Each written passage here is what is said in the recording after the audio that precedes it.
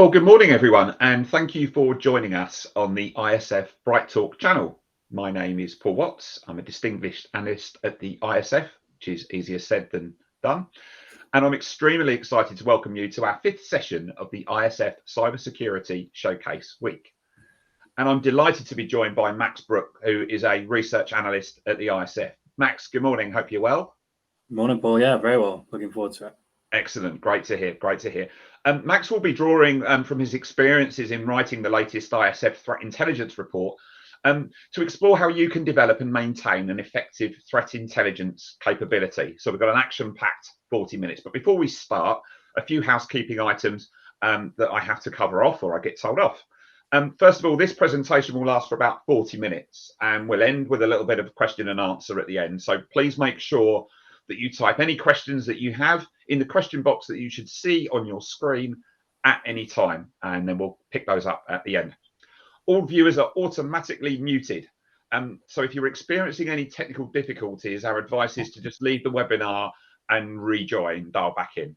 And finally, this session, as well as all of the sessions throughout this week, will be recorded and they will be available on demand via our Cyber Awareness Hub, which you can access using the link below. With all that being said, I'm going to now leave you in Max's capable hands. Max, over to you. Thank you, Bob.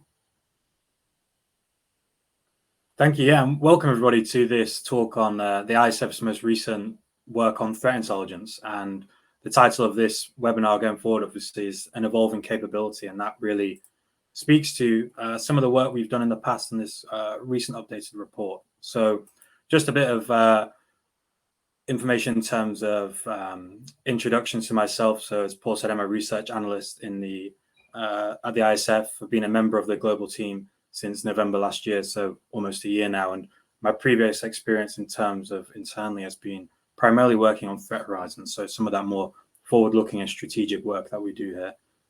But before my time at the ISF, I completed a master's in intelligence and international security, which really sort of stemmed a lot of my interest in intelligence and trying to bring that through into this report and some of those core principles. So before we get started in terms of diving straight into the webinar, I thought I'd just list a bit of the agenda. So in terms of this one being slightly differently, as it's off the back of one of our most recent launches, I thought it'd be worthwhile talking through some of those aspects of the changes we've done to this report and the process we went through to update it. And then getting really into the core of it. So looking at what the purpose of threat intelligence is and what it really is as a concept, how you produce actionable intelligence that's relevant to the organization, and then looking at how you develop and maintain a capability which can fulfill these needs. And then concluding finally on this idea of continuing to evolve and this theme that will be there throughout, and obviously finishing off with some questions. So just starting, of course, with ISF research. So looking backwards, actually, historically, what the ISF first did with threat intelligence was a report back in 2017. So at a time when threat intelligence was really more of an emerging luxury commodity for organizations. And actually, what we sort of outlined through this initial report was some of these key characteristics of the capability. So in fact, many of our members found that it was loosely defined, it was expensive to build or buy, but really, some of the main issues was that it failed to deliver on those key business aims of clarifying and enriching decision-making processes. And because of this, it was difficult to really integrate this into existing decision-making functions. So, of course, it sort of gives quite a negative impression of threat intelligence. And really, it seems like the most apt use was by organizations who had the budget to really swallow some possible difficult decisions and maybe small mistakes with it. But I think here you can see at the bottom is a small graphic from that original report, which I think highlights a really important point. And as you see on the left-hand side of it, it said that 82% of members who responded and engaged in this initial report had a threat intelligence capability. And the other remaining 18% were planning on developing one in the next 12 months. So despite only 25% of members and responses this time thinking that threat intelligence was effectively a worthwhile investment, the reality is that through that sort of 100% of respondents were looking to develop it, it shows really that members and organizations were aware of the need and sort of the requirement in the digital revolution and digital transformation to understand and manage risk and to have a practical view of their threats they faced, even if it necessarily wasn't working as well as they hoped at the time.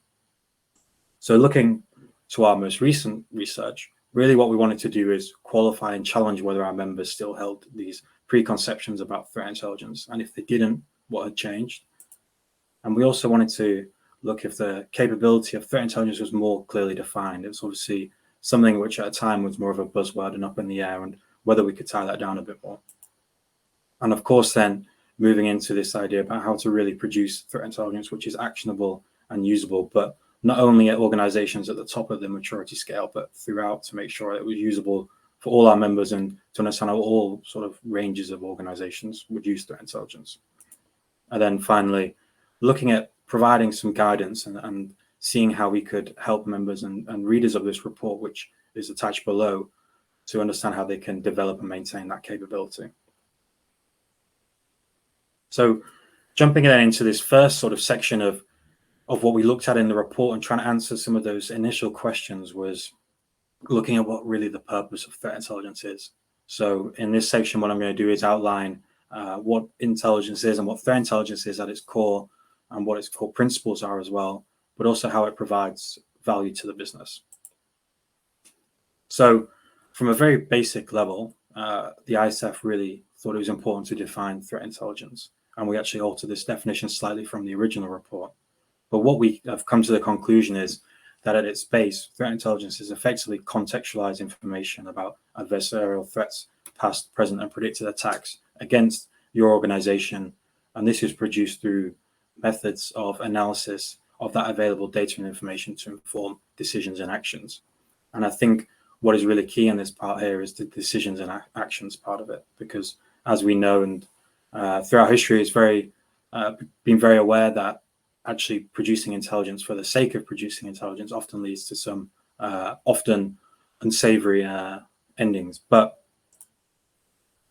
what threat intelligence really is not is simply a technological solution that can be acquired, bought sort of off the shelf and plugged into existing functions. Really, and as we'll see throughout this presentation, it's a hybrid of people, processes, and technologies that are really dependent on working amongst each other and with each other, but also having that very deep and rich understanding of the business and the architecture to ensure that they can gain and generate the most value for the organization. And the role of having people, process, and technologies to take that data and information that I was speaking about before, which is often discrete facts and statistics, or just multiple data points that combine and correlate to answer a somewhat specific answer, but taking those to produce intelligence. And what that really is something which can help clarify and clear pictures and uncover patterns and provide vital content, essentially for decisions and helping people to make clearer actions. So looking at how this helps organizations to manage threats, effectively what we looked at is in conjunction with our IRAM2 methodology is organizations need to be clear about what threats are applicable to their information security. And a threat in our definition is anything that is capable by its action or inaction of causing harm to information assets. These are in turn enacted effectively by adversarial threats. And these can range from anything, as you see here on this graphic. So these can be individuals such as insider threats for disgruntled employees, all the way through to hacktivists, and then at a very high level of nation state, organized crime, and those sort of big time players. And effectively what threat intelligence can do is really help organizations to understand and outline the information that is necessary to gather to help to mitigate these threats. So they can look at who these actors are, how capable and motivated they are, and also look at what tools and tactics they could use to cause harm to their organization. And what this can really do is increase awareness of the organization's threat landscape in which they are situated, which is unique and specific to themselves. But it also can provide insight and actions, as I was mentioning, about how to improve security posture and make sure that the organization is prepared and resilient against these potential threats and actors. So looking really then at what makes intelligence actionable and really useful to the organization for mitigating some of those previous threats I was talking about is these three key and core principles. And these are timely, relevant, and trustworthy. So intelligence needs to be timely, which is, of course, as it says, produced and passed to stakeholders who consume it within a time frame and a manner that is usable to them. It needs to be relevant, so it has to be contextualized with that additional layer of sort of information and knowledge from analysts and individuals to make sure that it's specific to the organization and what they require, as well as looking at things like mission critical assets, brand reputation, and business continuity. But as well, it needs to be trustworthy. So organizations need at a very high level to be able to be aware and understand that this information and data that they're using to produce intelligence is actually reliable and trustworthy, and that their course is not being taken down a path by something which is lacks integrity. And these three combined create something which is actionable. And this really answers the so what of intelligence in a problem that has existed for many years. And this is this idea about creating something which is tangible and has that connection between both security and business to help translate this across multiple different stakeholders and consumers, and also make sure that, as it says there, that the organization can mitigate and limit associated threats. And of course, if you can see on this graphic here, that there's different levels of intelligence.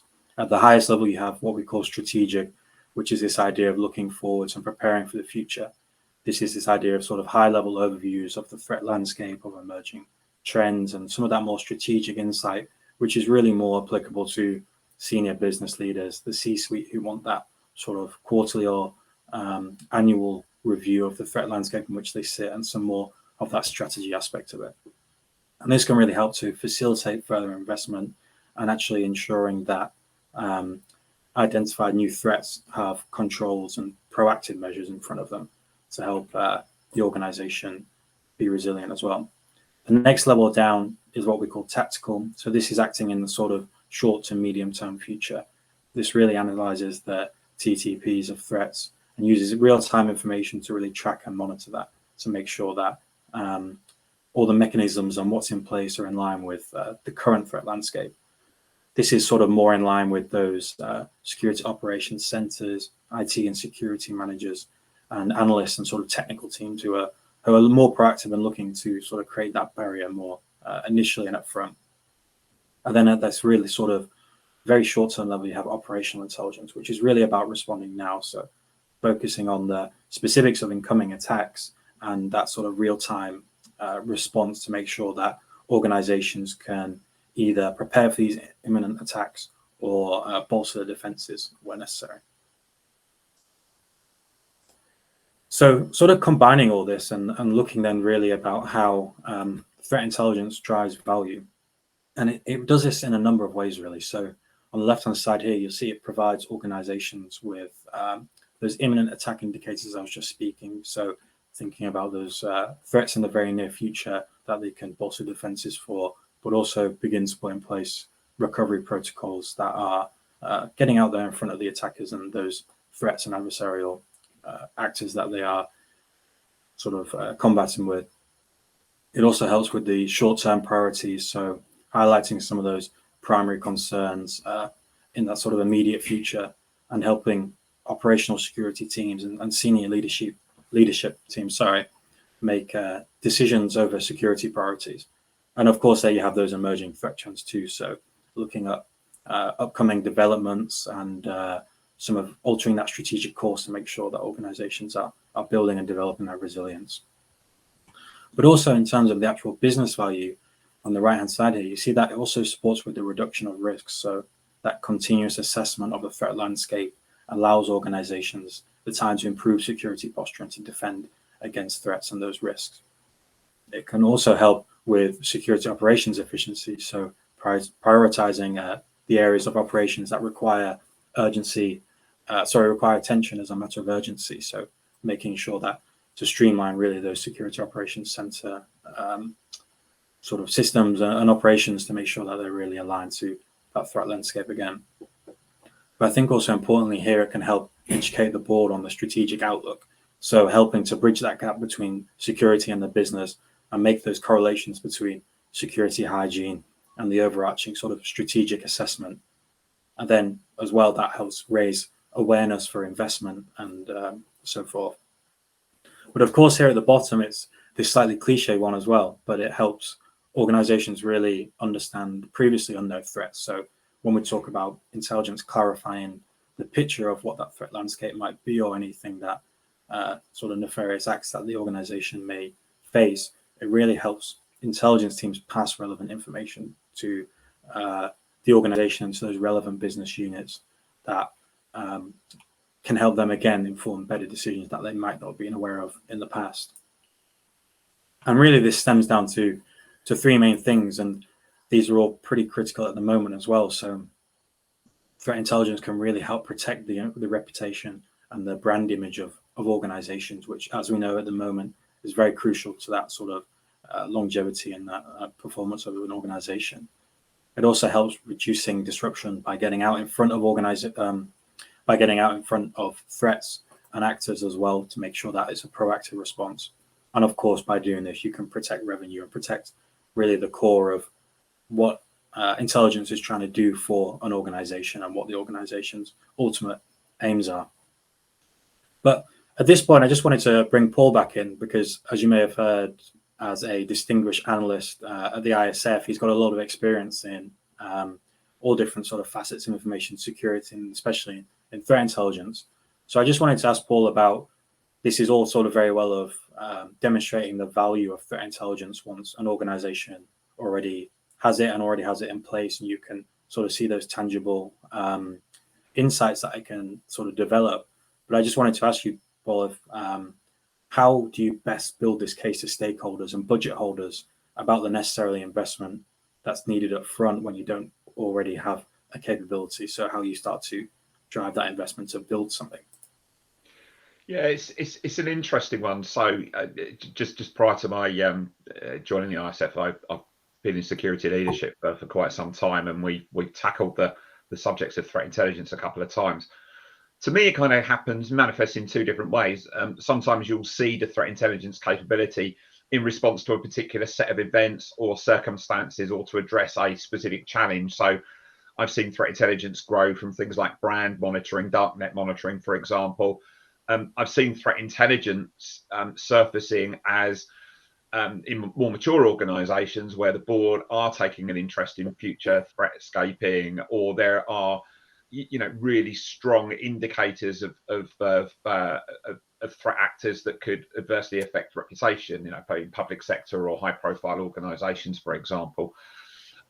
I think with anything, and certainly with threat intelligence, it's seeding a small competency and capability, generating the return on that value, and then growing that capability out. It's something that needs to grow with the organization.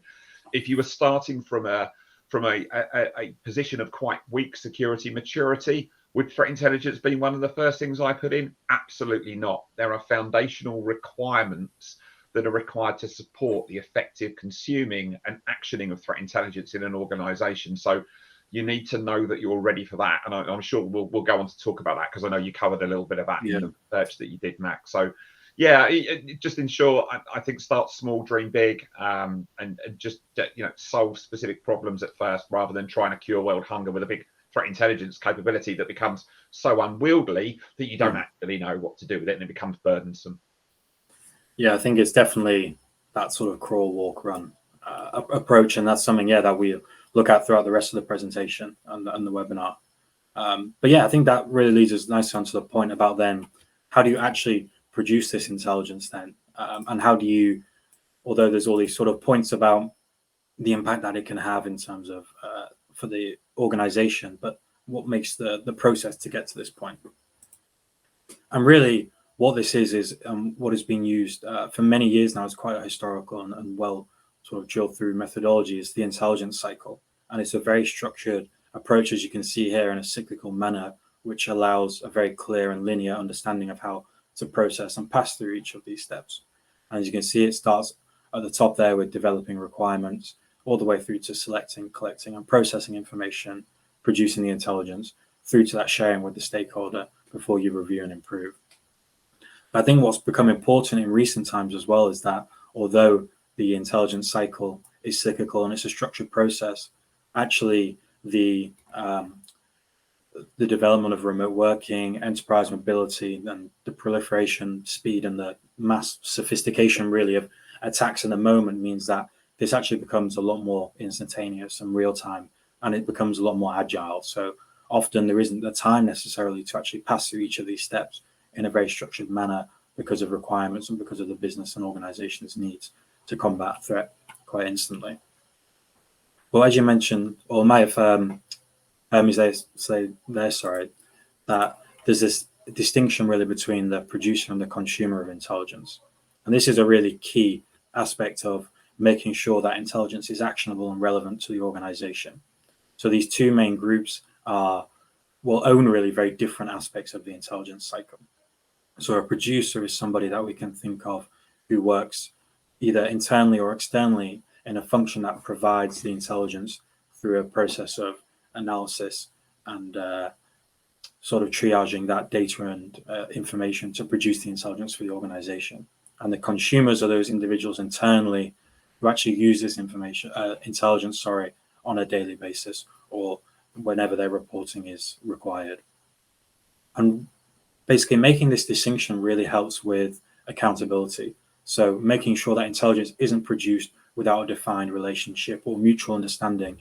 And as Paul was saying there, it's not a solution really trying to look for a problem. So actually, it's very closely aligned to what people and different business units are requiring.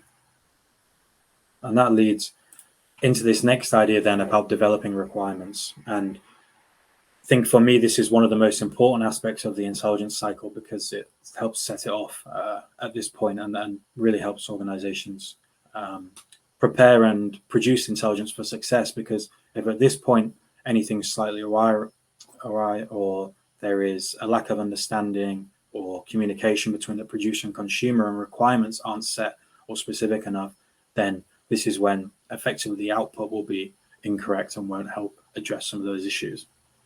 So it's essential to develop these requirements which specify the types of information and data which is required to support decision making. And as you see here by this quote from one of our members in the report, that threat intelligence really needs to be linked to what the business is trying to do.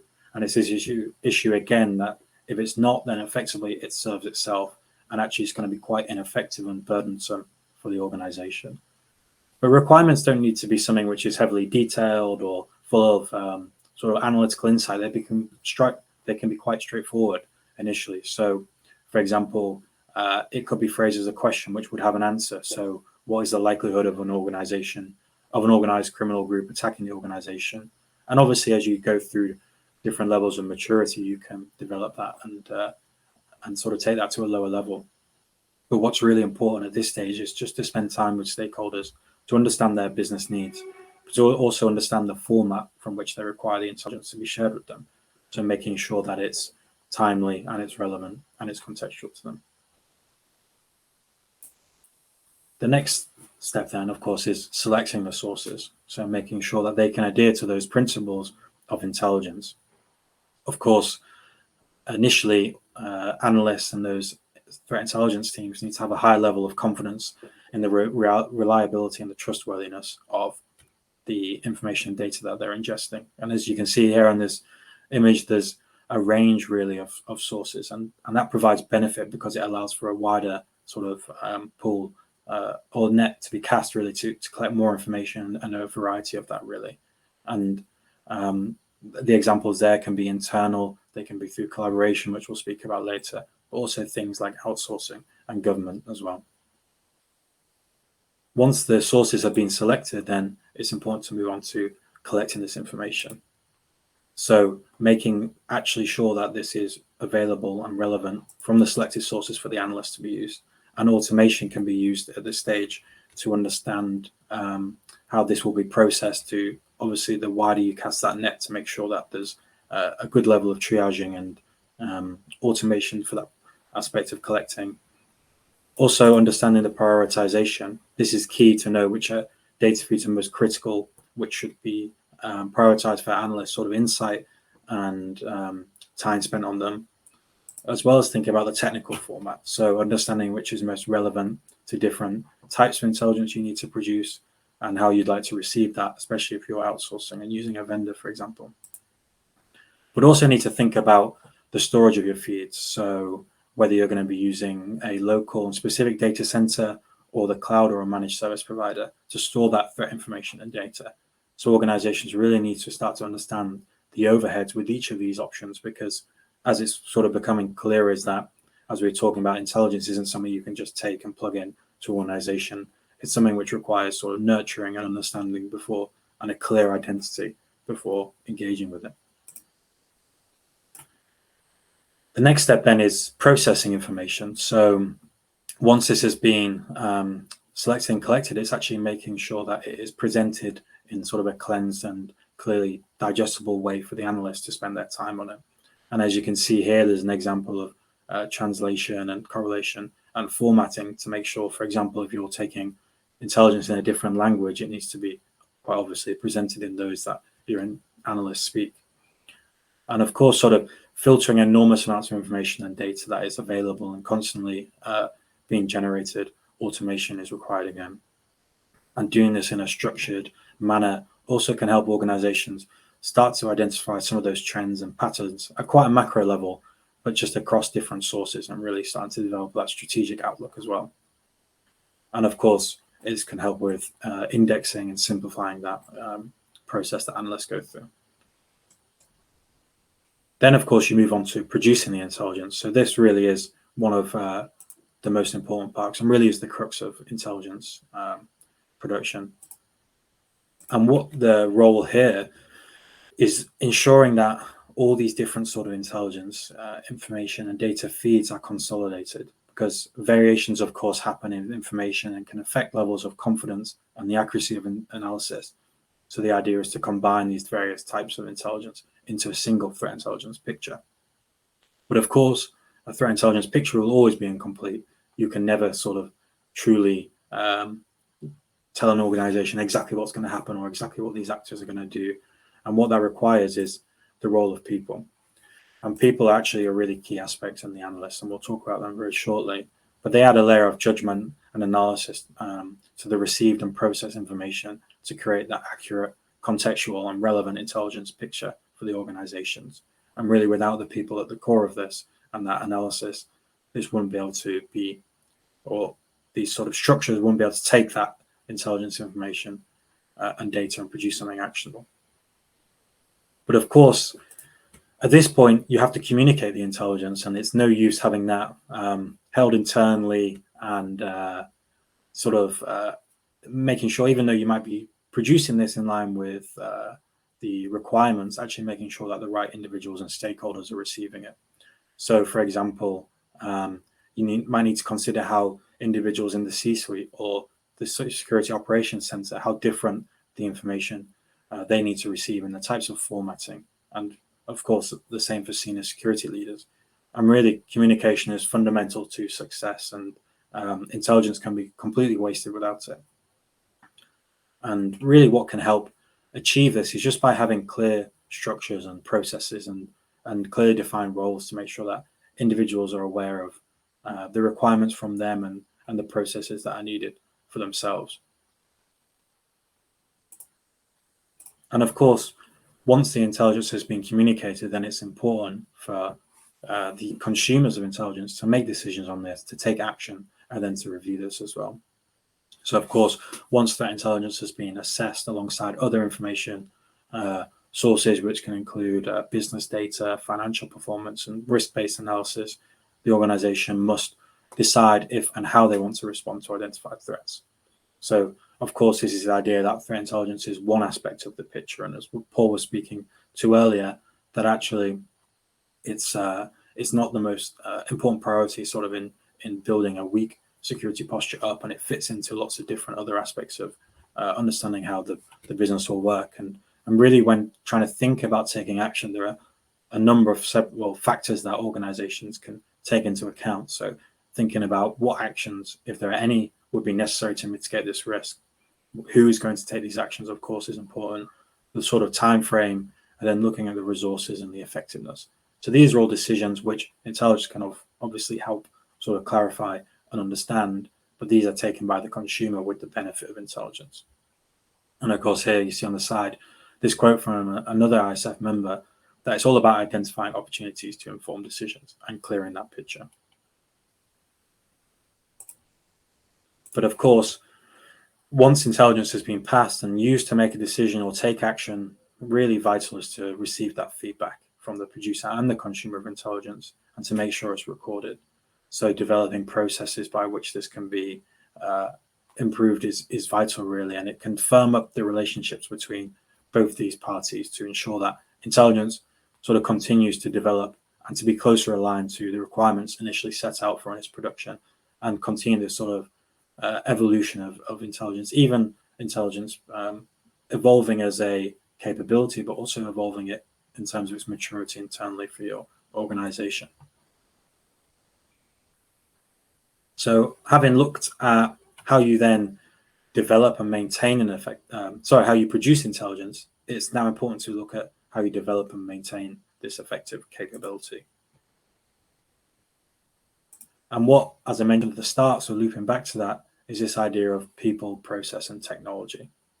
And people really are, in my opinion, really the most integral part of the intelligence cycle, not only because they provide that context and that relevancy to the information and data that's received, but they are also the people that involve and engage with that stakeholder management, and they allow for the visibility of threat intelligence within the organization to allow people to understand how it can help inform decisions and how it can enrich that process.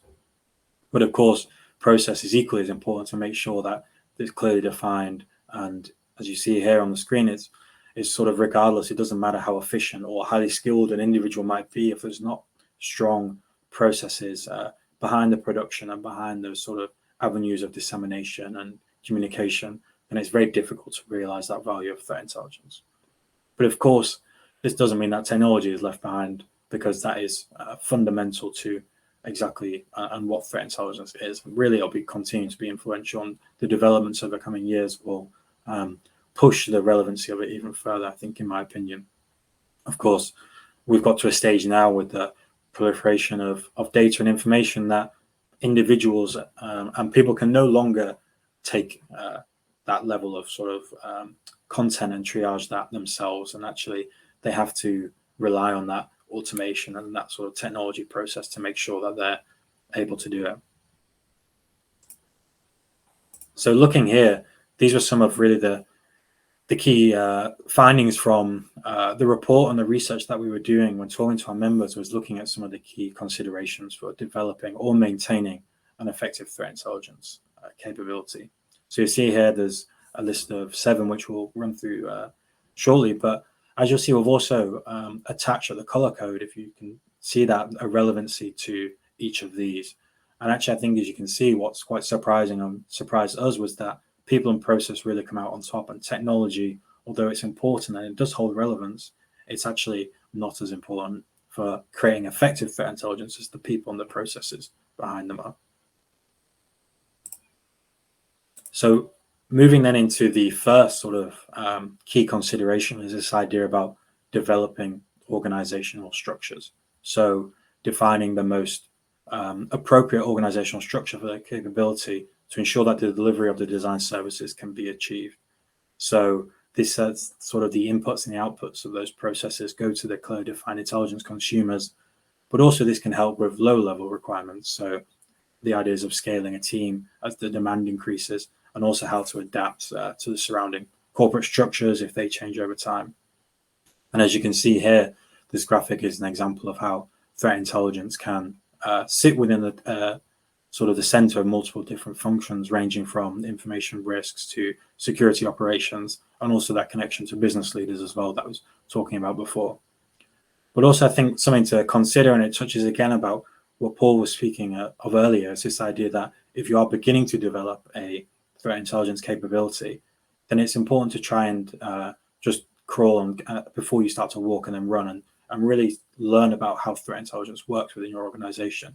And some advice and a bit of tip on this is to start and focus on one type of intelligence. So instead of trying to achieve strategic, operational, tactical straight away and initially, it's often more beneficial to focus on one, understand the relationships and the interconnections between that in the organization and how that will work going forwards, and then expand that as you build that maturity. And talking about building maturity, obviously, as I've said a couple of times now, building a team and defining roles and responsibilities is very, very key. And I think analysts really play a very vital role, and it's these individuals that transform that information and data into actionable intelligence. And of course, the number of required analysts really ranges, and so does their responsibilities. And this depends on things such as the size of the organization, the maturity, and the level of intelligence that they require. For example, threat intelligence may be conducted by a single analyst in an organization who are at the start of their journey, whereas in a more advanced scenario, an organization may run a fully staffed and well-structured, mature threat intelligence unit. But I think here, some of those success factors that are listed on the slide are really key. So organizations need to outline the clear roles and responsibilities. So this idea of the process behind the production. They also need to align the rate of growth of their team to be in combination with what the threat intelligence capability needs to actually achieve. And obviously that grows over time. They also need to be aware of the diversity of individuals, not only in terms of backgrounds, but also in terms of thought processes and experiences. And actually having a team which is made up of a range of different individuals and characters can really help to challenge preconceptions and prejudices and produce intelligence which is far more objective and can provide that real picture that decision makers need. And of course, at the bottom here, we're all very aware of the skills shortage and deficit that we currently face in the cyber and information security industry. So upskilling and developing individuals within your team is really important and key to this. And I think speaking to that really is, if you look here at the graphic on the right-hand side, is that some of those real keys, skills for success are actually not necessarily what people might expect. So of course there is technical proficiency in there and a formal degree in somewhat to related field, but there's also aspects in there such as knowledge in diverse disciplines and innovative sort of problem-solving mindsets and that strategic outlook too. So it shows how intelligence is an analyst that can really come from a range of backgrounds. They don't necessarily have to have that sort of technical understanding straight away, and it can really benefit intelligence teams.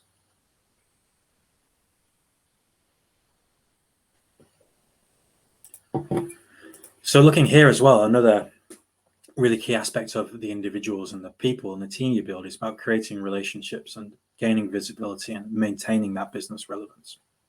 Because awareness of threat intelligence and what this can actually provide decision makers is really vital in order to fulfill its role and provide that value and assist in decision making. And without that visibility, it's often quite difficult to achieve that value if people aren't aware or they don't know how to use threat intelligence. So to combat sort of these issues, this can be achieved through using focus groups and getting people together to talk about the best way to share and use intelligence, but also allowing analysts to spend time within the organization to build awareness and that engagement with different business units. Of course, that feedback and continuous improvement is important and can help benefit that, as well as education, training, and awareness for those consumers of intelligence. But really, this is that thing pointing back to continuous improvement and feedback. That's really important for the consumers of intelligence, especially in relation to the core principles of intelligence, to make sure this feedback reaches the producers, because this links back to that develop requirement stage of the intelligence cycle and helps it to be relevant to the organization. Organizations, of course, need to at some point consider the levels of outsourcing required, because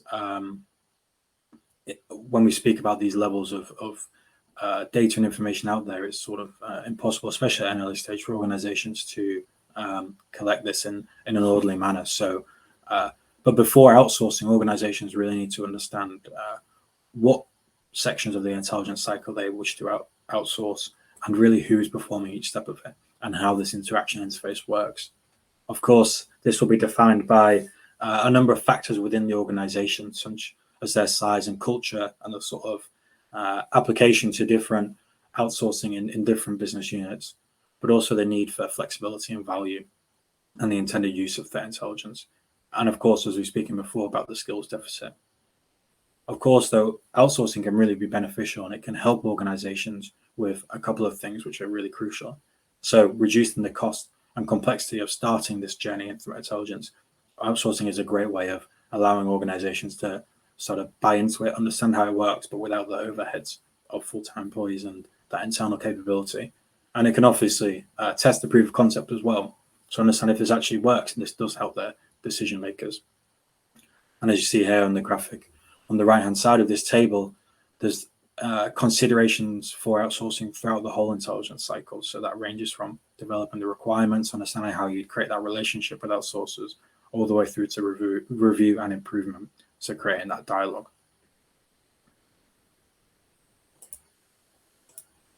And of course, alongside this, you have the automation throughout the intelligence cycle. And it's really important here in areas to automate that you can allow threat intelligence team to cope with that increasing challenge of discerning the signal from the noise as the volume of data continues to sort of build and grow, and as does the number of threats to organizations. And what you can do as an organization is use those more mature and defined repeatable, measurable processes to start the automation aspect of it, and to actually qualify and check the data and information being pushed into them to make sure that it's retaining that integrity. And this can really help with decreasing that manual workload for analysts, and also discerning the signal from the noise as that volume of data continues to grow. And again, with a similar table to before, there's those considerations to be aware of. But of course, not all intelligence is most beneficial when it's just held internally within an organization and when it's kept within those walls. And actually, one of the best ways that organizations can really benefit from knowledge and expertise is by sharing their experience, as well as when they're involved with similar threats, and how that can build trust and confidence, not only internally, but with third parties and when sharing outwards. Some of the avenues for organizations doing this is things such as industry peers. So obviously your sector will be more familiar with the threats that you're facing, and that can be on a pretty larger scale. But also you can do this on a more trust-based group, so a smaller level, often still through industry, but taking it down a level and actually sharing more and having some open discussions. There's of course open forums, which are more public and free to access groups on threat information and threat tooling, which can all exist for that mutual benefit. And then different information sharing organizations and centers, which can really help with collecting and analyzing and disseminating intelligence for their members, but also between the public and the private sector.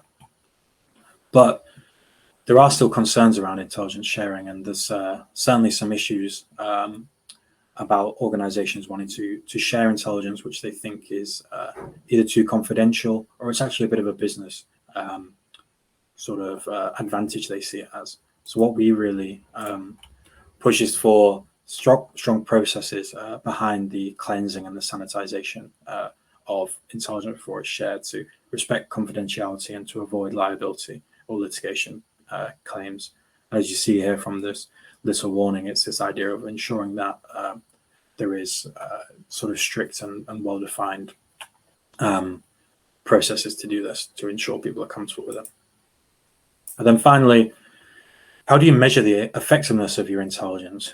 Well, really, intelligence, we've spoken about a couple of times now, is evolving, and it's a continuously evolving capability within an organization. And to continually evolve, you need to ensure that you are measuring the success and the effectiveness of what you have in place. So a couple of examples of this are through controls implemented, so demonstrating the extent to which intelligence has identified and enabled actions based on what's sort of cropping up and what the analysts are seeing, and how and what might have been the impact potentially of if this had not been spotted. And then of course the number of accurate warnings. So this is a more quantifying level, looking at the times threat intelligence raises a warning, and this can also be used to check the accuracy as well, to ensure that intelligence continues to adhere to those core principles.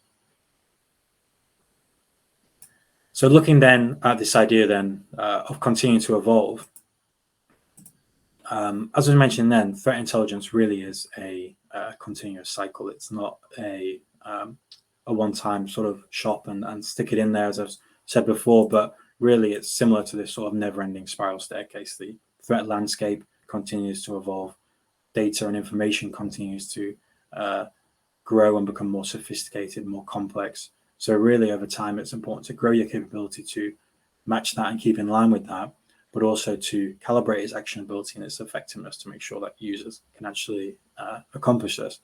And I quote that Paul had said before, and we mentioned, and we've spoken about a lot when thinking about this report, was this idea of starting small and dreaming big. So building a capability that takes you on a journey and really tailors its approach to the business needs and those specific aspects of it. And it's this idea of crawling and then walking and running, and making sure that you have a vision and understanding before you take part in or engage with this sort of development of threat intelligence. And then the people, process, and technology aspect. So focusing on powering individuals and creating structures which are aligned with what intelligence is trying to achieve, and they're aligned with what the consumers and producers are expecting to produce and what they're expecting to receive as well. And of course, this aspect of, regardless of the technological advances, it's really the people and the processes behind producing intelligence which remain the key aspect.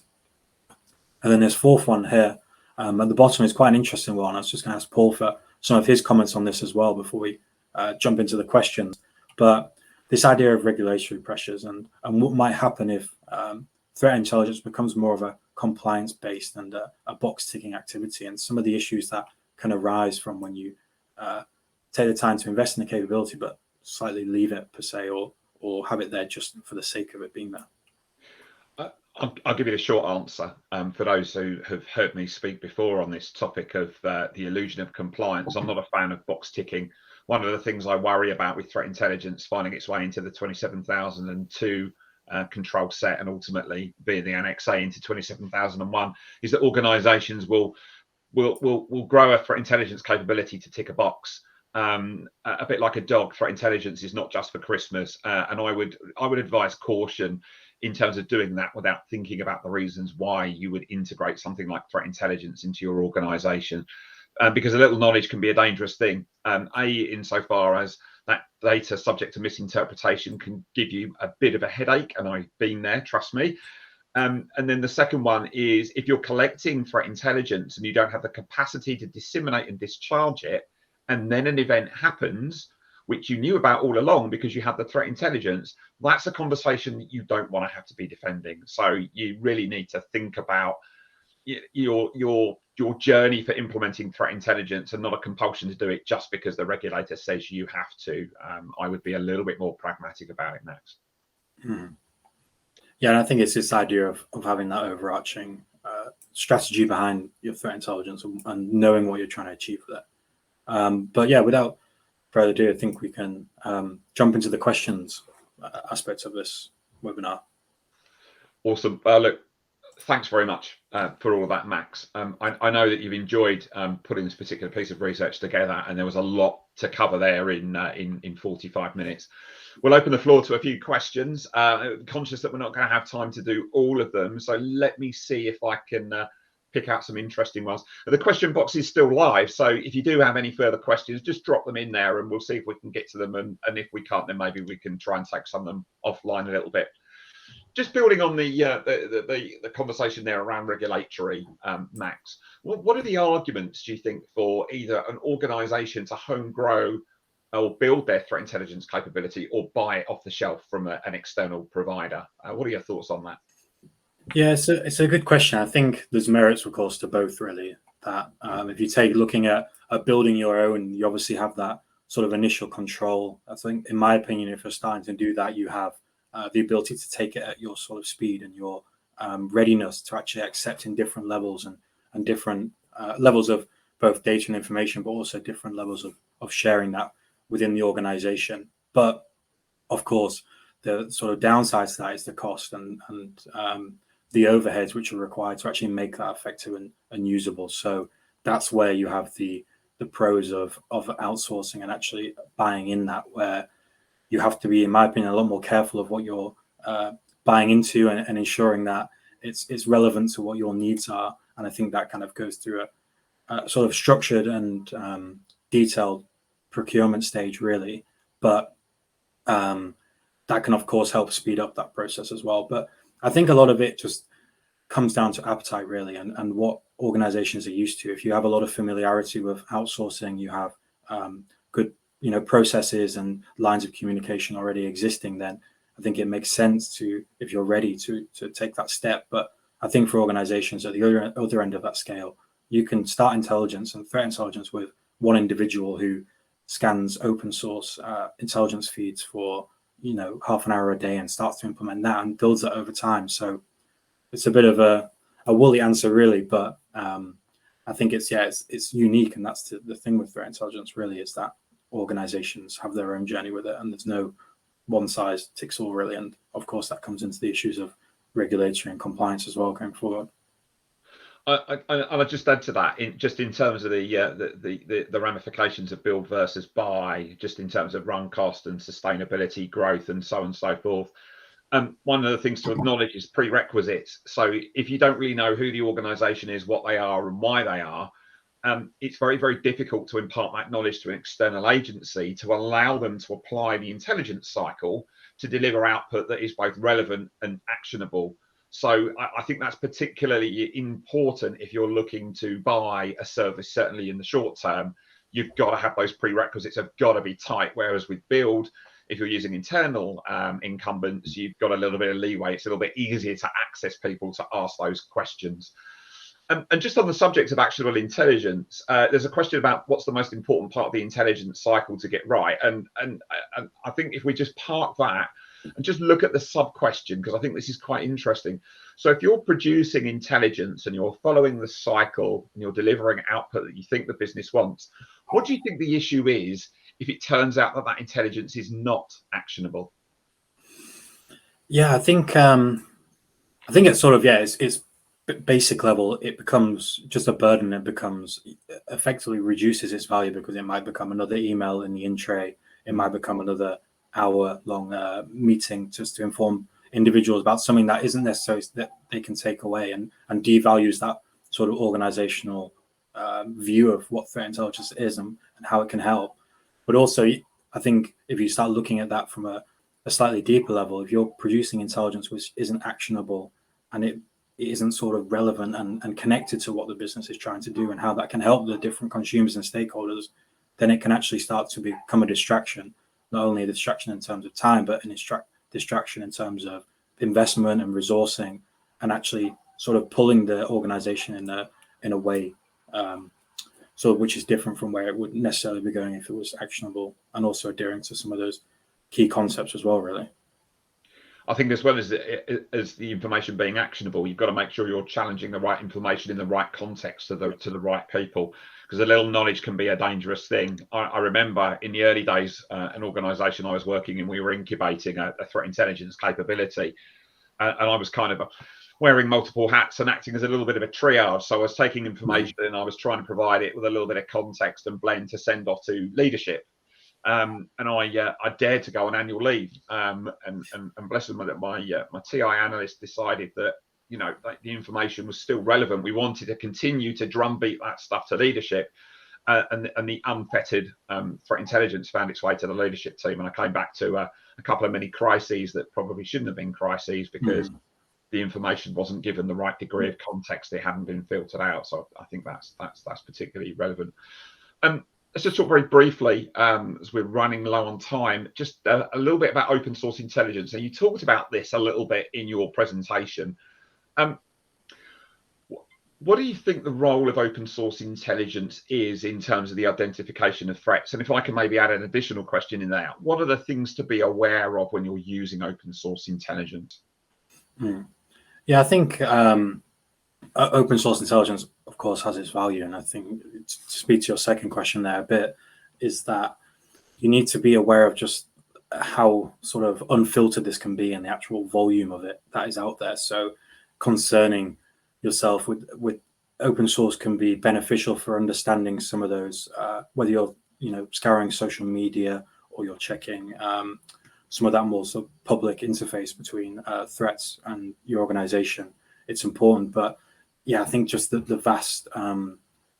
vastness of it, and also the manipulation that it can be subject to as well, which can, be misinformation, but also disinformation. And, it can be used, I think, alongside and in conjunction to maybe qualify and help, really understand and add more context really to the intelligence. But I think like all of it, and like intelligence as a whole, it helps you put in one piece of the jigsaw puzzle.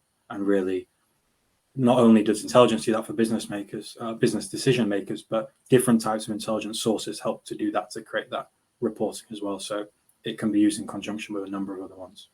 And I think a point you made during the presentation about the importance of your analysts really plays a part here, because if you're going to use open source intelligence, and there's no reason why you shouldn't, the importance of cross-referencing, reconciliation is absolutely critical, because you've got to be sure in the integrity. And there will be open sources that you will trust more than others, and your analysts will hone their skills there.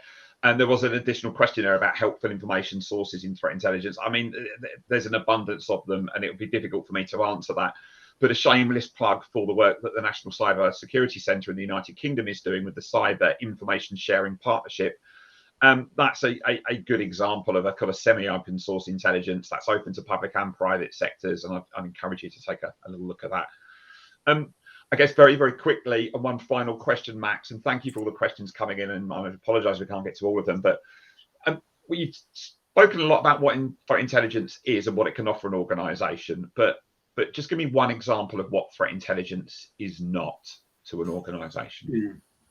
I think, it's not a panacea for all your security related issues, and it can't produce accurate pictures of what's going to happen in the short, medium, or longer term. But as I mentioned a couple of times, what it really can do is help to clarify decisions and add another layer of decision-making processes and enrich that. But yeah, it's an aspect of it. It can't be a solution looking for a problem, but it can really help when done effectively through some of those practical guidance and key considerations, create something which is valuable to the business. Yeah, amen to that. I completely agree with you. Well, Max, thank you very much. And that concludes our session for today. And again, the three questions, I will take those offline and see if we can answer those for you, because there's some really good questions there. Again, if you have missed anything from this webinar, it will be available on demand via the Cyber Awareness Hub, which you can access down below, point at bottom of screen, where you will also be able to download our free Cyber Awareness Month resource kit. We still have an exciting upcoming program this week, so I do encourage you to register and share that across your network. And attending live means that you can engage with our speakers, Max and myself and others, and have your key questions answered. But on demand is just as effective in providing a resource to strengthen resilience within your organisation. So please do share. Finally, if you've enjoyed today's sessions, please feel free to leave a rating down below. We're always interested in your feedback. And I look forward to seeing many of you this afternoon, where we've got Justin Pemberton from Ironscales. And Justin will be discussing a modern approach to email security, and I hope you can join us with that. So on behalf of Max and myself, thank you for listening, and we look forward to hosting you again here on the ISF Bright Talk channel. Have a great afternoon, and from both of us, it's goodbye for now. Say goodbye, Max. Goodbye.